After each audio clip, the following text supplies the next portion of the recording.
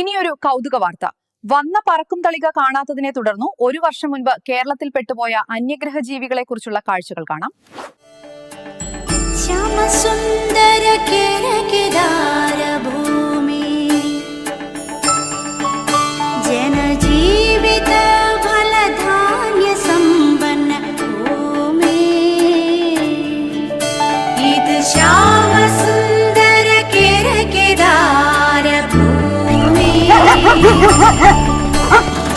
മാനവക്കു സമത നൽകിയ അവളിതൻ ഭൂമി മധുരമഹിത ലളിത കലകൾ പിരിയും മലർവാടി. ഇങ്ങനെയുണ്ട് കേരളത്തിലെ ജീവിതം. ഞങ്ങൾ ചിലരൊക്കെ കൂലിവേലയൊക്കെ ചെയ്ത് തട്ടിമുട്ടി പോകുന്നു.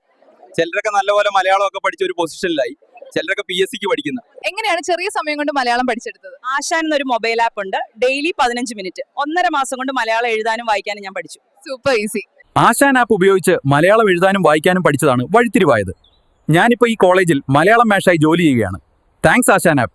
പണ്ട് പതിവായി മലയാളം വായിക്കാൻ എനിക്ക് പ്രോബ്ലംസ് ആയിരുന്നു. എന്റെ ഫ്രണ്ട് റിയ എനിക്ക് റെക്കമെൻഡ് ചെയ്തു ആശാൻ ആപ്പ്. ഇവർക്കെല്ലാം ഞാൻ ഫോം പൂരിപ്പിച്ചു കൊടുക്കണം. ആശാൻ ആപ്പിലൂടെ മലയാളം പഠിച്ചതുകൊണ്ട് ഇങ്ങനെയെങ്കിലും ജീവിച്ചു പോകുന്നു.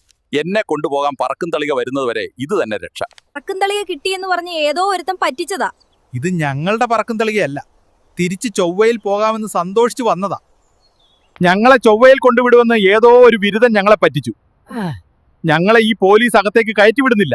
നമ്മളെ കൊണ്ടുപോകാൻ പറക്കും തളിക വരുമായിരിക്കും അല്ലേ? വരുമായിരിക്കും.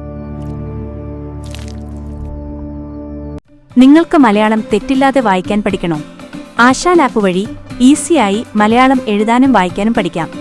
ഇന്ന് തന്നെ ആപ്പിൾ ആപ്പ് സ്റ്റോറിൽ നിന്നോ ഗൂഗിൾ പ്ലേ സ്റ്റോറിൽ നിന്നോ ആശാൻ ആപ്പ് ഇൻസ്റ്റാൾ ചെയ്ത് മലയാളം അനായാസേന എഴുതാനും വായിക്കാനും പഠിക്കൂ.